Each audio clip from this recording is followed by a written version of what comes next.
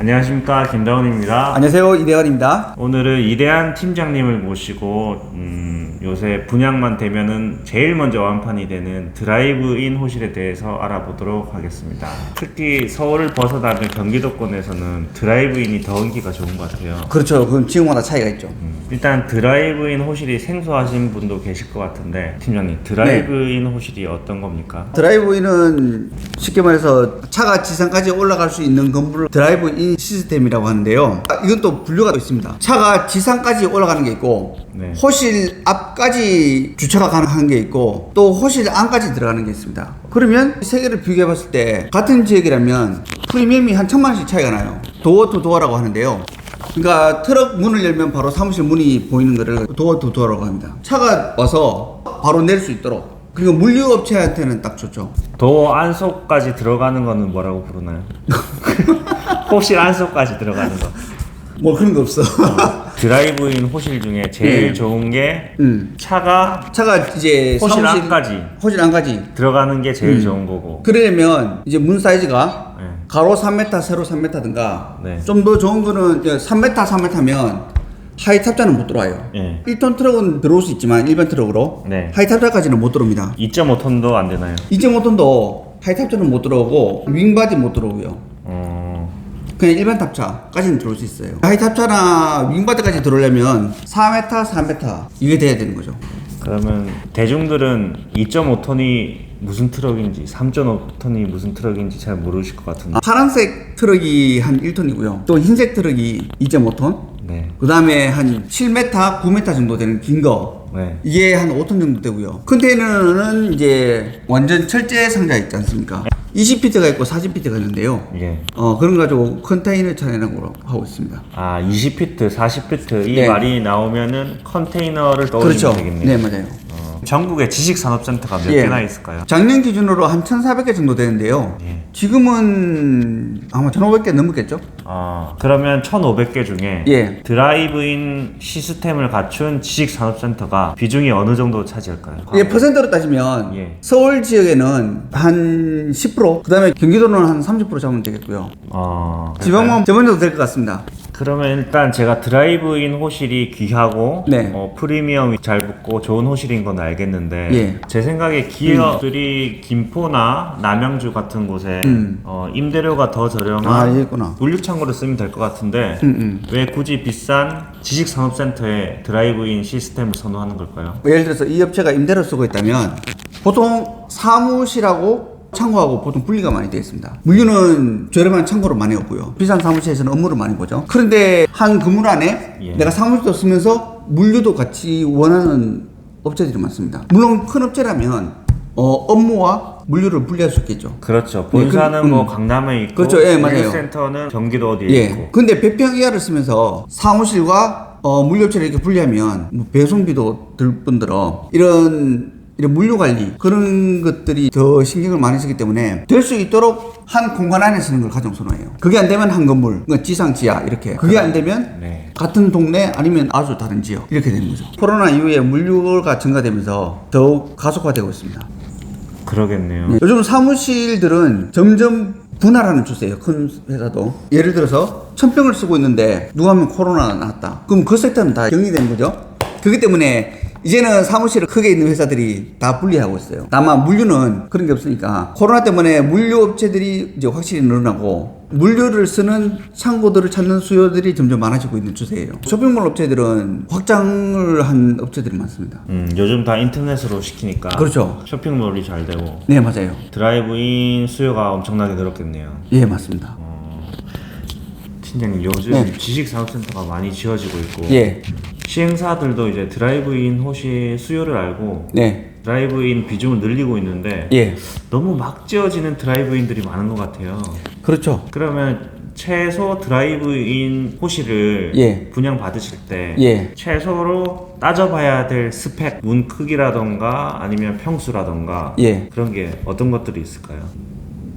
문 크기, 평수, 램프. 건물 내부를 보는 것도 중요하지만요. 이 지역에서 그 수요를 할 수 있는 업체가 많은지 그것도 확인해 봐야 될 겁니다. 근데 드라이브이면 무조건 다 성공하는 거 아닙니까? 아니에요. 드라이브는 공실이 얼마나 많은데요. 드라이브인 중에서 제일 임대가 잘 되는 지역은 서울입니다. 그렇죠. 네. 왜냐면 외곽에 떨어져 있는 물류를 자기 사무실을 자기 회사 근처로 가져올 수가 있으니까. 그 다음에 잘 되는 데가 서울에서 한 30분 내 회사들이 많은 지역이 있어요. 과천. 안양 인수리죠. 네. 그 다음에 회사가 없는 지역이 있어요. 네. 이런 데는 드라이브인을 짓더라도 좀 그러면 배우 수요가 없는 신도시 드라이브인이 좋지가 않다. 드라이브인 공실 나는 곳은 대체 어디입니까? 드라이브 공실 나는 데는 네. 그 위에 지식산업센터가 공실 나는 비율하고 비슷하다고 보시면 돼요. 결국 오피스가 공실 나면 드라이브인도 결국 공실 날 수밖에 없어요.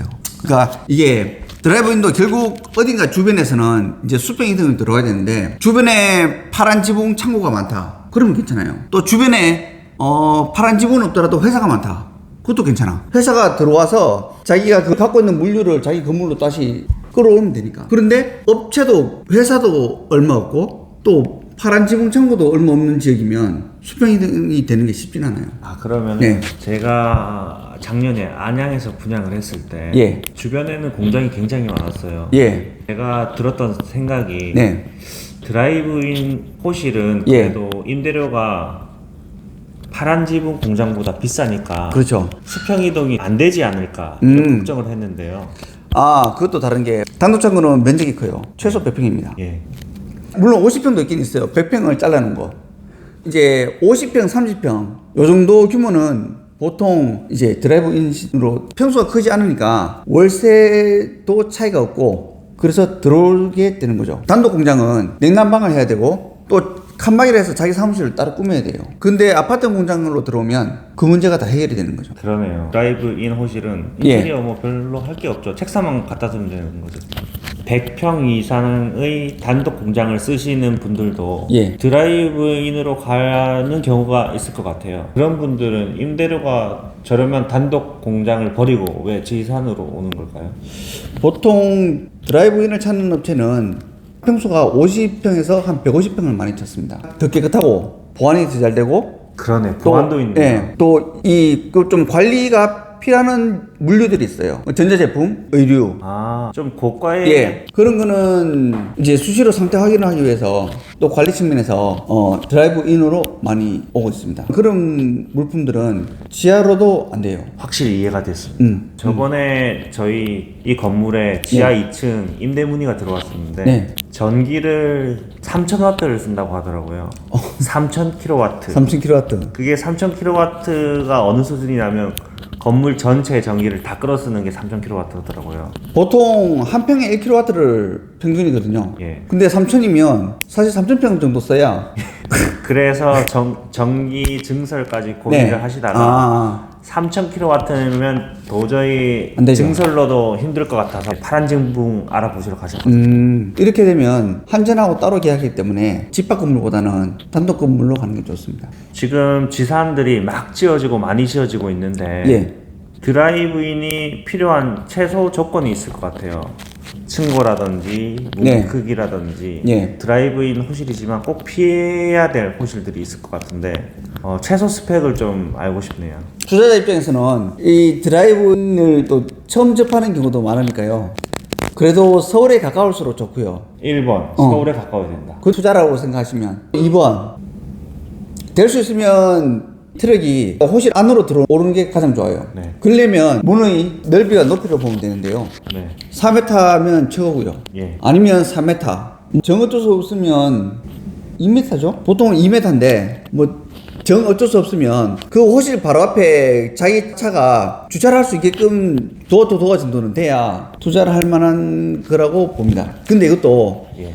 결국 희소성의 법칙이라는 거예요. 예를 들어서 주변에 드라이브인 자체가 없는 지역이면 그냥 차가 호실 앞에 안 가도 올라가기만 해도 괜찮아요. 아, 근데 주변에 다 드라이브인인데 차들이 호실까지 들어가는 드라이브인이다. 그렇지 뭐 5톤까지 올라가.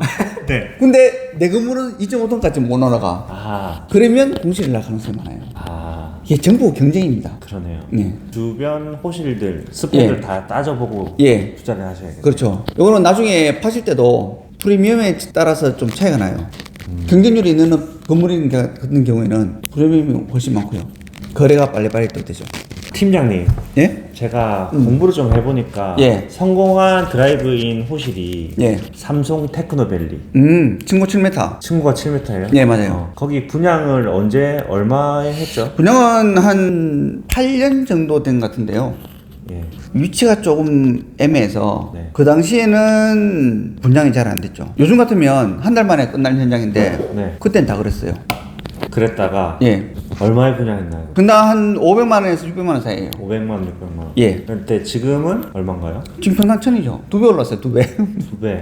예. 현금으로 100% 투자한 사람은 2배인데요. 100% 현금을 투자했을 경우에는 네. 2배를 번 거죠. 근데 내가 대출을 80% 받았다. 예. 그러면 이게 5배가 되는 겁니다. 5배는 500만 원짜리였는데 한 평에 네. 대출 80% 받고 현금 100만 원을 쓴 건데 네. 1000만 원이 돼 있으니까 예. 100만 원 쓰고 500만 원이 됐으니까 5배 네. 오른 거네요. 그렇죠. 또 그것뿐만 아니라 2배 오르면 이제 추가 대출이 나옵니다. 그러면 내 돈은 더 안 들어가게 돼서 결국 수익률은 5배가 아니라 뭐 6배, 7배 이거 뭐 코인보다 좋은 것 같아요. 준공이 6년 전쯤에 됐으니까 예.